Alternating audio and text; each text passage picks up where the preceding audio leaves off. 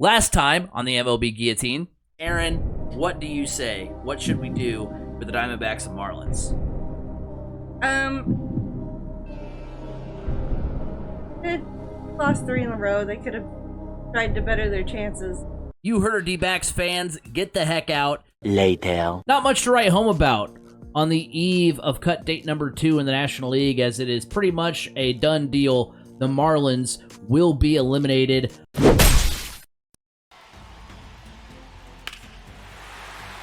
That ball's gonna get down. Cal Raleigh, the base hit, throw to the plate is not in time, and the Mariners win. Julio Rodriguez scores the game-winning run. Cal Raleigh with the game-winning single.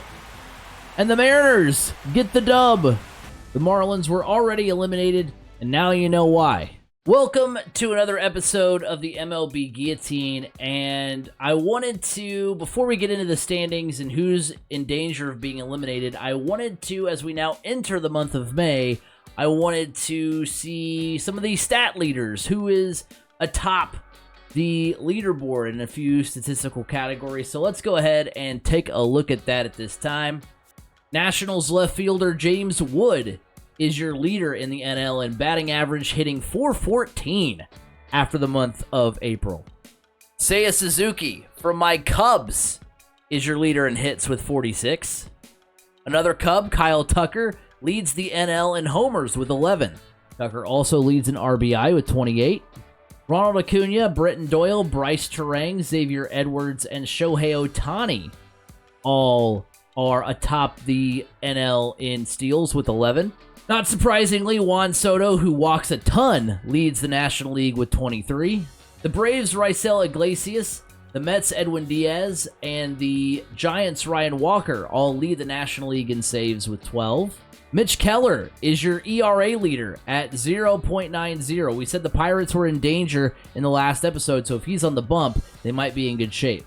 Not surprised that Paul Skeens leads the NL in strikeouts with 46. So those are the leaders here in Major League Baseball as we head into month number 2 of the season. Let's go ahead and simulate to the next cut date. Not too surprising as we sit here on the eve of cut date number 3. We talked about the Reds, Rockies, and Pirates in the last episode, and those are the teams that are going to be fighting to stay alive. The Reds are at 15-20. The Rockies are at 14-20, and the Pirates are at 13-22. I would imagine the Reds, if they win today, are going to be safe. That's pretty much a done deal at that point. But the Rockies and Pirates, it's going to be between those two teams to see who is going to be eliminated here on the third cut date. So let's go ahead and simulate today and see who is going to be cut on Elimination Day number 3. Not surprisingly, even after simulating one more day, the Reds, Rockies, and Pirates have not separated themselves, but I'm pretty sure if the Reds win, they're safe. Actually, I'm pretty positive about that. If the Rockies lose and the Pirates win, I think we're going to come down to tiebreakers there. Like I said, half games kind of break my brain a little bit. I've said that before, and it will remain to be true. Let's dive into our first game of the day as the Reds will take on Chris Sale and the Braves.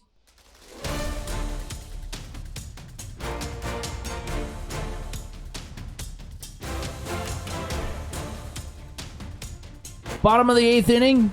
Runners at first and second. 2-2 ball game between the Reds and the Braves. One gone in the inning. Fouled away. The pitch. That one's on the ground to the third baseman. Throw to... Oh, it's into right field. And the Braves are going to take the lead. 3-2 now, Atlanta on top. An E5 might have just cost the Reds their season. Just sailed on him. Raisel Iglesias, former Red, on to close things out for Atlanta. 2 down, nobody on for TJ Friedl. And that's popped up. Under it is Austin Riley. And the Braves win. Atlanta with the 2-1 victory. And the Reds are now in danger of potentially being eliminated. Okay, so that'll be fun to edit because I definitely forgot to shut my webcam off. Up next, we're going to see the Pittsburgh Pirates, and if they win, they will leapfrog Cincinnati and save themselves from being eliminated. So let's jump into the Pirates and Cardinals. 2-run home run by Isaiah Kiner-Falefa, and the Pirates take a quick lead.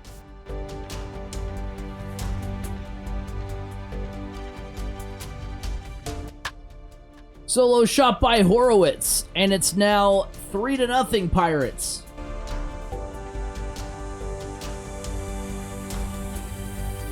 Number 62. Solo shot by Joey Bart. It's 4-0 Pittsburgh. 2 men on, 2 men out here in the bottom of the ninth.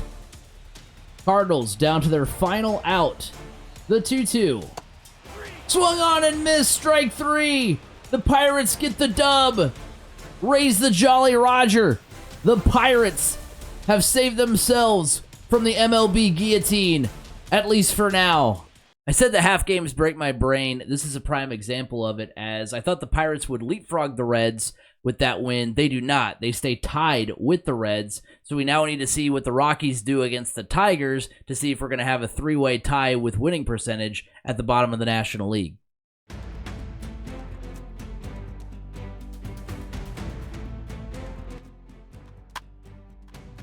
Two runs in on the double from Meadows, and the Tigers now lead 3-0. 1 run in on the Matt Vierling double.